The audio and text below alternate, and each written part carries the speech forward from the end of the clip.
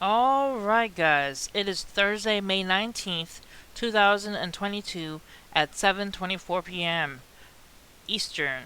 Alright, let's take a look quickly at dailyverses.net. Verse of the day. It says, "Keep falsehood and lies far from me.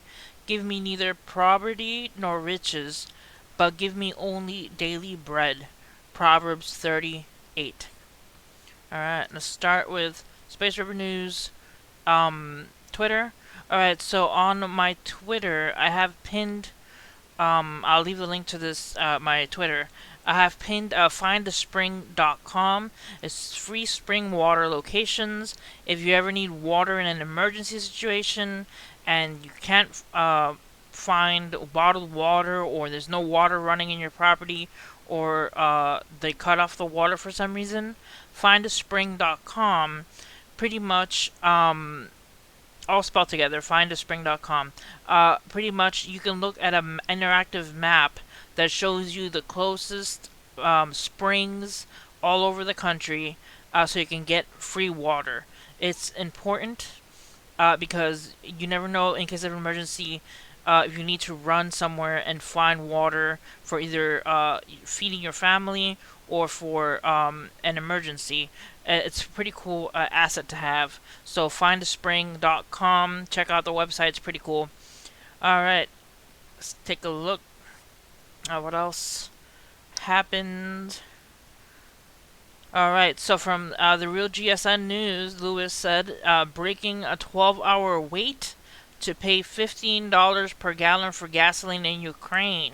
So they have to wait 12 hours in a line to pay $15 a gallon in Ukraine right now. Alright, from Ramsey County EMHS, they're having 1 to 2 inches of hail to 2 hours ago in 90 West Plato Boulevard in St. Paul at 3:55 p.m. So they're having a rather large hail. Alright. Then also from John Schwartz, rivers of hail in downtown Minneapolis. That is quite creepy. Seeing just a river of hail just running down the road. Alright. Let's see what else we have. Earlier today we had an earthquake of 7.3 by Australia, the lower right hand side, or the southern eastern side of Australia, below New Zealand. And it was a 7.3 earthquake, but it got downgraded to a 6.9. It did have a tsunami watch, but it got cancelled, and there was no threat to Australia and the lying islands close to it. So that's good news. I was not able to cover it live like I usually cover my news because I was knocked out. I was sleeping. So I was, because I spend most of the night keeping watch and sharing news and information, so I had to rest, so I wasn't able to cover that tsunami watch. So that's why, if you're wondering why I haven't covered that, I just share the information now, but it pretty much I wasn't awake during it. Alright, next from BBC News in UK. A Fisherman of the Year title given to a woman for the first time. Ashley Mullinger from Norfolk becomes the first woman to be named Fisherman of the Year. Alright, so we're getting women in the fisherman business. Alright. Next, let's take a look at vast swath of U.S. at risk of summer blackouts. Drought, plant closures, and supply chain woes threaten electric grid. So a lot of possible summer blackouts threatened for North America. It says a vast swath of North America, from the Great Lakes to the West Coast, is at risk of blackouts this summer as heat, drought, shuttered power plants, and supply chain woes strain the electric grid. Power supplies in much of the U.S. and part of Canada will be stretched, with demand growing again after 2 years of pandemic disruptions. According to the annual report, it's among the most dire assessments yet for the North American Electric Reliability Corporation, a regulatory body that oversees grid stability. It is pretty sobering report, and it's clear the risks are spreading. Josh Murrah, Director of Reliability Assessment and Performance Analysis, said in a press briefing, "I certainly don't think it's our most cautionary tale here. I do think it is our most cautionary tale here. A historic drought is covering the western U.S., limiting supplies of hydroelectric power, and forecasts call for a hotter than average summer, but the fight against global warming poses its own risk as older coal-fired plants close faster than wind farms, solar facilities, and batteries can replace them.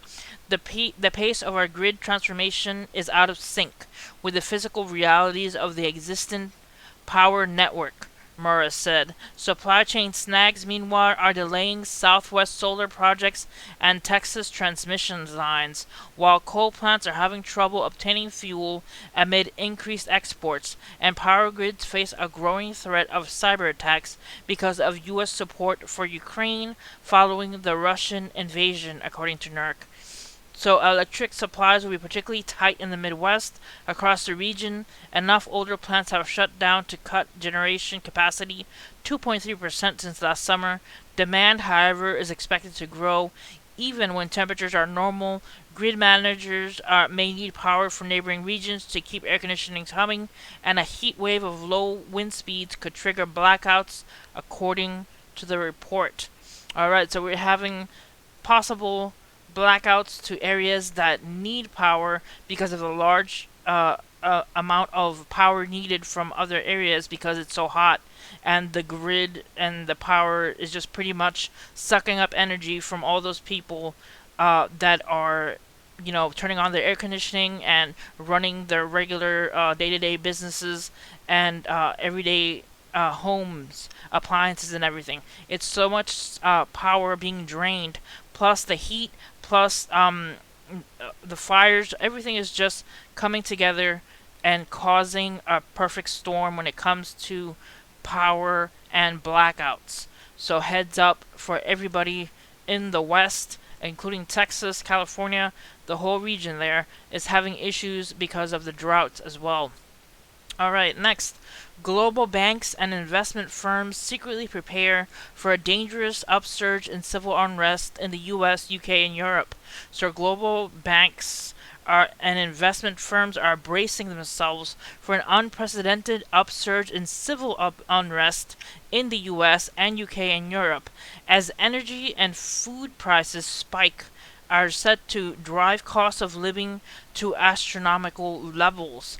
The information comes from the head of Financial Institutions Group, which provides expertise and advisory services to other banks, insurance companies, and other financial institutions, as one of the largest investment firms in the U.S. It says the senior investment executive who spoke to Berlin Times, according to anonymity because of the information he revealed, is considered highly sensitive, said that the contingency planners at top financial institutions believe dangerous levels of social breakdown in the West are now all but inevitable and imminent. An outbreak of civil unrest is expected to occur anytime this year, but most likely in the coming months as the impacts of the cost of living crisis begins to saturate the lives of everyone. So the banks are on edge and are being informed about the possible chaos that could be coming. Alright, next, the banks collapsed in 2008, and our food system is about to do the same. For the past few years, scientists have been frantically sounding an alarm that governments refuse to hear. The global food system is beginning to look like the global financial system in the run up to 2008. While financial collapse could have been devastating to human welfare, food system collapse doesn't bear thinking about. Yet the evidence that something is going badly wrong has been escalating rapidly. The current surge in food prices looks like the latest sign of systemic instability. Many people assume that the food crisis was caused by a combination of the pandemic and the invasion of Ukraine, while there are important factors that aggravate the underlying problem. For years, it looked as if hunger was heading for extinction. The number of undernourished people fell from 811 million in 2005 to 607 million in 2014. But in 2015, the trend began to turn. Hunger has been rising ever since to 650 million in 2019 and back to 811 million in 2020. This year, it is likely to be much worse. Now, brace yourself for the really bad news. This has happened at a time of great abundance. Global food production has been rising steadily for more than half a century, comfortably beating population growth. Last year, the global wheat harvest was bigger than ever. Astounding, the number of undernourished people began to rise just as world food prices began to fall. In 2014, when fewer people were hungry than at any time since the global food price index stood at 115 points, in 2015 it fell to 93 and remained below 100 until 2021. Only in the past 2 years has it surged. The rise in food prices is now a major driver of inflation, which reached 9% in the UK last month. Food is becoming unfavorable even to many people in rich nations. The impact in poorer countries is much worse. So what's been going on? Well, global food, like global finance, is a complex system that develops spontaneously from billions of interactions. Complex systems have counterintuitive properties. They are resilient under certain conditions, as their self-organizing properties stabilize them, but as stress escalates, these same properties start transmitting shocks throughout the network. Beyond a certain point, a small disturbance can tip the entire system over its critical threshold, whereupon it collapses suddenly and unstoppably. We now know enough about systems to predict whether they might be resilient or fragile. Scientists represent complex systems as a mesh of nodes and links. The nodes are the links and knots and old-fashioned nets. The links are the strings that connect them. In the food system, the nodes include the corporation trading grain, seed, and farm chemicals, the major exporters and importers at the ports throughout which food passes, the links and their commercial and institutional relationships.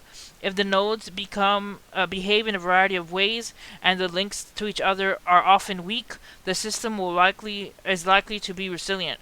If certain nodes become dominant, start to behave in similar ways and are strongly connected, the system is likely to be fragile. In the approach of the 2008 crisis, the big banks developed similar strategies and similar ways of managing risk, and they pursued the same sources for profit. They became strongly linked in each other in ways that regulators scarcely understand. When Lehman Brothers failed, it threatened to pull everyone down. So here's what sends cold fear through those who study the global food system. In recent years, just as finance during the 2000s, key nodes in the food system became swollen, their links have become stronger, business strategies have converged and synchronized, and the features might impede systemic collapse. Have stripped away, exposing the system to a globally contagious shocks. On one estimate, just four corporations control 90% of the global grain trade. The same corporations have been buying into seed, chemicals, processing, packaging, distribution, and retail. In the course of 18 years, the number of the super importers and super exporters much of the trade passes through, vulnerable checkpoints such as the Turkish Straits, now obstructed by Russia's invasion of Ukraine, the Suez and Panama Canals, and the Strait of Hormuz, Bab el-Mandeb, and Malacca. One of the fastest cultural shifts in human history is the convergence toward standard diet. While our food has become locally more diverse, globally it has become less diverse. Just four crops, wheat, rice, maize, and soy, account for almost 60% of the calories grown by farmers. Their production is now highly concentrated in a handful of nations, including Russia and Ukraine. The global standard diet is grown by the global standard farm, supplied by the same corporations with the same packages of seed, chemicals, and machinery, and vulnerable to the same environmental shocks. The food industry is becoming tightly coupled to the financial sector, increasing what scientists call the network density of the system, making it more susceptible to a cascading failure. Around the world, trade barriers have come down and roads and ports upgraded, streamlining the global network. You might imagine that this smooth system would enhance food security, but it has allowed companies to shed costs of warehousing and inventories, switching from stocks to flows. Mostly, this is just time strategy works, but its deliveries are interrupted, or if there's a rapid surge in demand, shelves can suddenly become empty. So I'm gonna leave. I'm not gonna read the whole thing, but it's pretty much saying that the sustainability of the food is coming down, because of all the things that are small things are creating a convergence of chaos, from people plowing under fields because the government is paying them to plow them under, to the ports closing in China, to ports being delayed or blocked by Russia, to Ukraine not being able to produce a lot of the grain, which is a lot of the grain for the world, and now India also blocking the export of a lot of food. There's going to be a lot of possible food shortages in our system. So all these little things kind of escalate and create a problem. I'll leave you the link to the article so you can read it as well. Also, next, electricity and power collapse. Lake Mead is less than a day from dropping below 1,050 feet. Only 5 of Hoover Dam's 17 turbines will be able to operate below this level. The largest reservoir of the Colorado River continues to plunge to new daily historic lows. Lake Mead is less than a day from dropping below 1,050 foot in elevation. Only 5 of Hoover Dam's 17 turbines will be able to operate below this level, and only as long as the lake stays above 950 foot in elevation. In other words, we are less than a day away from the shutdown of the majority of turbines at Hoover Dam, once the largest hydroelectric dam in the world. So that is pretty concerning. Leaving you a link so you guys can check out that as well. Alright, next. Italy's longest river dries up, threatening agricultural collapse. The Italian river Po travels 403 miles from the Alps to the walls of the Po River Delta in the east, where it finally empties into the Adriatic Sea. Along the way, the water nourishes the agricultural fields that Italians have farmed for thousands of years. Today, the agricultural products it grows provides 40% of the nation's GDP.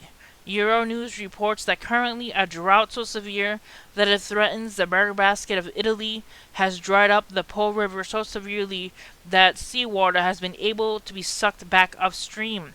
The reason is that the water in the delta is higher than upstream.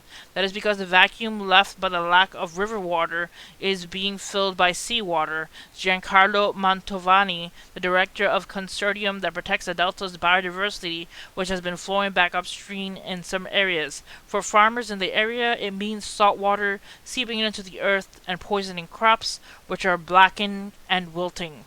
I'll leave you the article as well, so you guys can check that out. Next, New Mexico Wildfire has burnt 1/4 the size of Delaware and is now the largest in the state's history.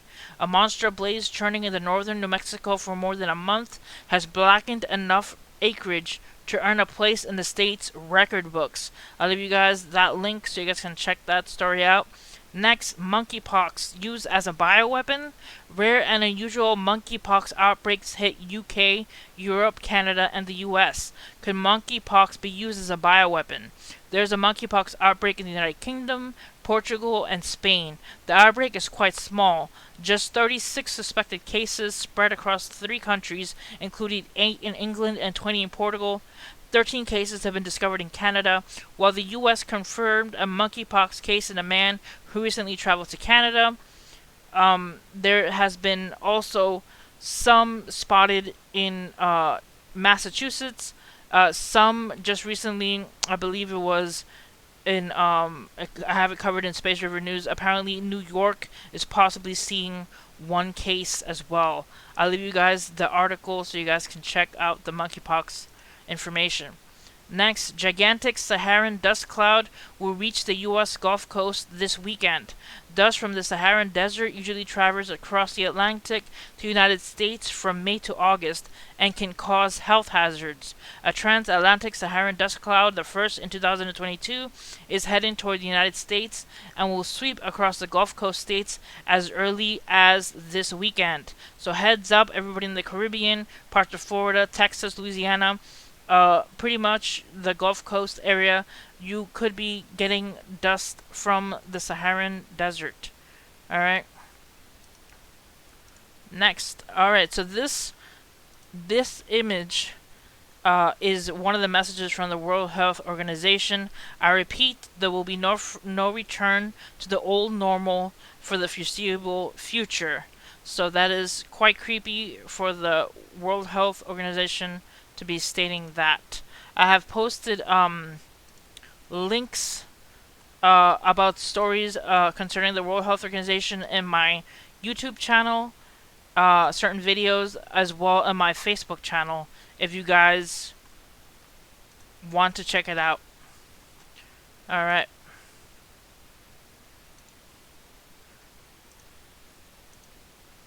Alright. Okay, Zero Hedge. This should be an alarm of bells across all industries. House passes fuel price gouging bill. Tonight might be the price of gasoline, but tomorrow's unconscionably excessive pricing might apply to anything, from the price of wheat to healthcare and airfare. I'll leave the link to this page, zerohedge.com, so you guys can check out these articles. Also, Biden unveils $100 million more in weapons to Ukraine, literally moments after passing the $40 billion approved for Ukraine. So they're still giving more money to Ukraine. Alright, let's take a look at the weather now. We have Storm Prediction Center for May 19th. This is today. These are the areas that are possibly having enhanced to possible slight and marginal weather in these areas. We have Idaho, Washington, and Oregon possibly getting marginal weather. Slight enhanced for the Great Lakes area. Enhanced as well for Evansville, Indiana, Rochester, Maryland, Eau Claire, Wyoming, Owensboro, Kentucky, and La Crosse, Wyoming. Alright, so we're having from the East Coast all the way to north of Tennessee, parts of Chicago area. So pretty much the northern east is getting a lot of rain. Alright, next we having for tomorrow the slight to marginal rain from Texas all the way to the Great Lakes, parts of Idaho, Montana, Oregon, and Washington as well. Parts of Florida getting some moisture in, as well as the northeast having a possible marginal over Pennsylvania and New Jersey. So heads up for you guys. I know this was a long video, but we're almost done. Alright, so it says day 3 to 7 U.S. hazard outlooks valid for 5/22 to 5/26. We're having possible excessive heat in West California, New Mexico, Nevada area. We're also having excessive heat for the southern part of Texas. We're having excessive heat for the North Carolina northern area, Virginia, parts of the Northeast. Severe weather as well for the North Maine, New York area, as well as heavy rain possible for above Texas and Louisiana, Mississippi, Alabama, Tennessee. So we're having lots of rain in the middle of the country, as well as heat. So heads up for you guys. I know it was a long video, but thanks for sticking by and listening to me ramble on about the news. It's my passion, it's what I like to do. So thanks for stopping by, and hit like and subscribe, and see you guys next time. God bless.